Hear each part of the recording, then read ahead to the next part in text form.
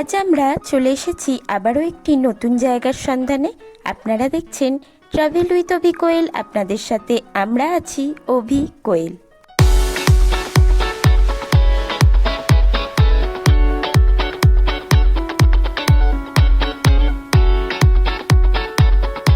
আমরা এক মেঘলা বিকেলে জগদ্দল স্টেশন থেকে আপের ট্রেন ধরে নিলাম। আজ আমাদের গন্তব্য হালিশহর রামপ্রসাদের ভিটে। হালিশহর আসার জন্য আপনারা নৈহাটি লোকাল ছাড়া যে কোনো লোকাল ট্রেন ধরেই এখানে চলে আসতে পারেন। তারপর আমরা 1 নম্বর প্ল্যাটফর্মের দিকেই ওভারব্রিজের পাশ দিয়ে যে সরু রাস্তাটা আছে এখান দিয়ে বাইরে বেরিয়ে এলাম। আর লাইন ক্রস করে ওপারে গিয়ে খানিকক্ষণ হাঁটার পরই অটো ও টোটো স্ট্যান্ড দেখতে পেলাম। এই রাস্তা ধরে সোজা হেঁটে আসতেই আমাদের চোখে পড়ল অটো ও টোটো স্ট্যান্ড। এখানে অটো ভাড়া 12 টাকা, টোটো ভাড়া 15 টাকা। আপনাদের এখান থেকে অটো ধরে রামপ্রসাদের ভিটে যেতে সময় লাগবে 10 থেকে 12 মিনিট মতো। মন্দিরের সামনে টোটো থেকে নামতেই চোখে পড়ল হালিশহর পৌরসভা থেকে এই ছবিগুলি এঁকে গেছে।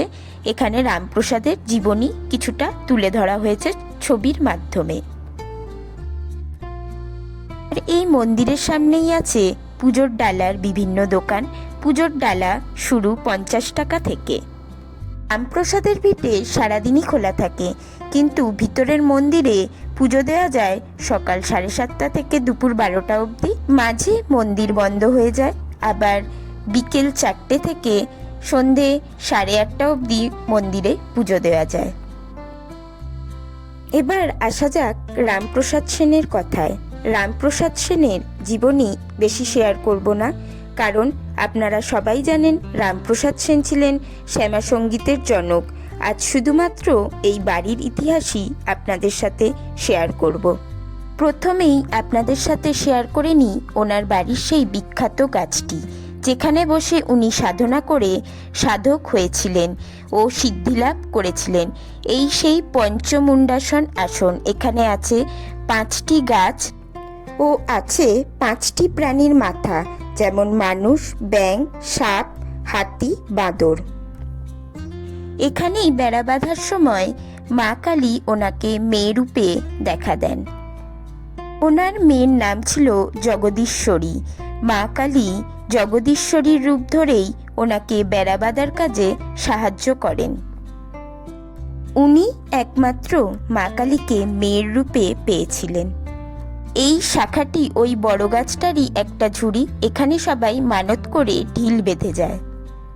রামপ্রসাদ সেনের কিছু বিখ্যাত গান, যেমন ডুব দে রে মন কালী বলে, মন রে কৃষি কাজ জানো না, ইত্যাদি।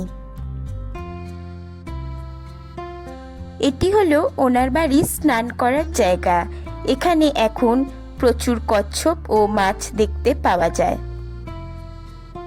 রামপ্রসাদ সেনের গান শুনে খুশি হয়েছিলেন রাজা কৃষ্ণচন্দ্র, তাই তিনি খুশি হয়ে ওনাকে 100 একর জমি দান করেছিলেন। এছাড়াও রামপ্রসাদ সেন কাজ করতেন কলকাতায় দুর্গাচরণ মিত্রের সেরেস্তায়। তিনি ওখানে হিসাব রক্ষকের কাজ করতেন।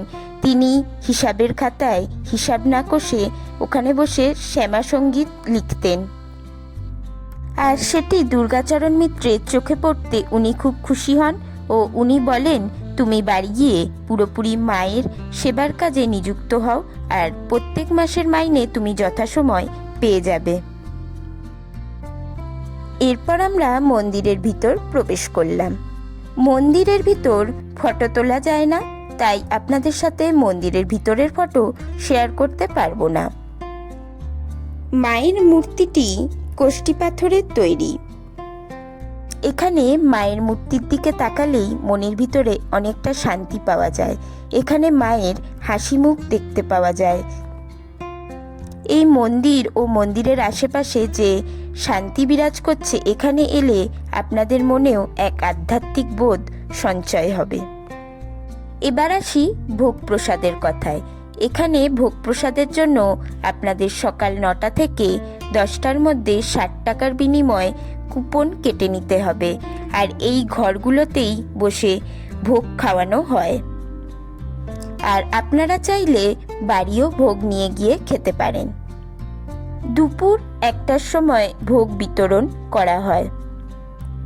আর এই ঘরগুলির একটিতে আছে রামপ্রসাদের নিজস্ব একটি মূর্তি, আর সেটিরও ফটো তোলা যায় না, তাই শেয়ার করতে পারলাম না। এই জায়গাটিতে আপনাদের অবশ্যই একবার আসা উচিত।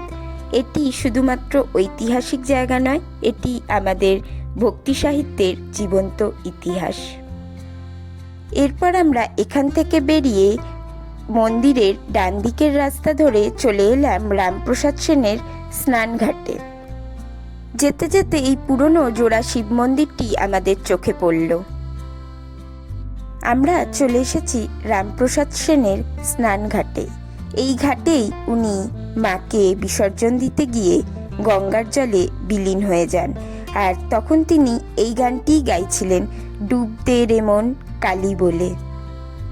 এই ঘাটের পাশেই ওনার জীবনীটা সুন্দর করে খোদাই করে আঁকা আছে, আর সামনেই আছে হনুমানজির একটি বিগ্রহ। এই ঘাটের আরও একটি ইতিহাস কথিত আছে।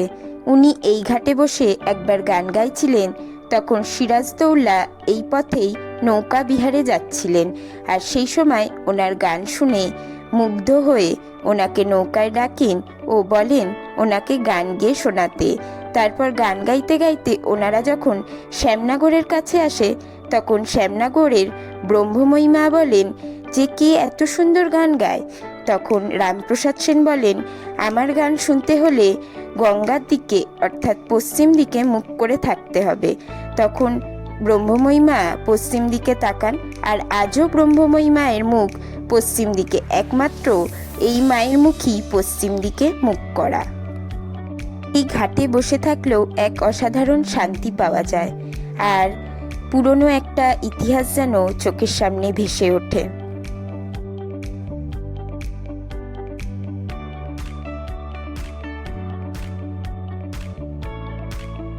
আমরা এখানে খানিকক্ষণ বসে থাকার পর সন্ধে নেমে এলো। এবার আমাদের বাড়ির দিকে যাত্রা করতে হবে। এবার আমরা বাড়ির উদ্দেশ্যে রওনা হলাম। আজকের ভিডিও এখানেই শেষ করছি। আপনারা দেখছিলেন ট্রাভেল উইথ অভি কোয়েল। আপনাদের সাথে আমরা ছিলাম অভি কোয়েল।